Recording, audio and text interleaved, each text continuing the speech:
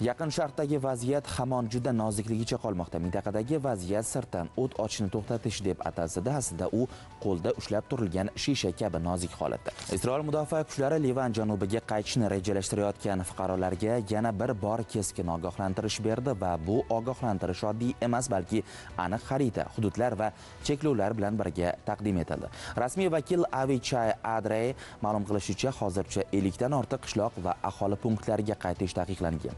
Mahalliy aholiga hozircha Litani daryosi atrofi, Vadi Salhani vodiysi va Saluki daryosi hududlariga yaqinlashmaslik qat'iy buyurilgan. Bu hududlar shunchaki geografik nuqtalar emas, balki harbiy jihatdan eng qizil chiziqlar hisoblanadi.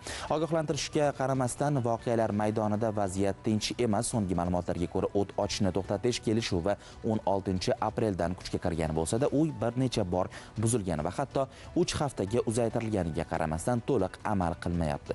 Shu orada Isroil qo'shinlari Janubiy Livanda o'z pozitsiyalarini saqlab qolmoqda va ba'zi hududlarda harbiy operatsiyalar davom etmoqda.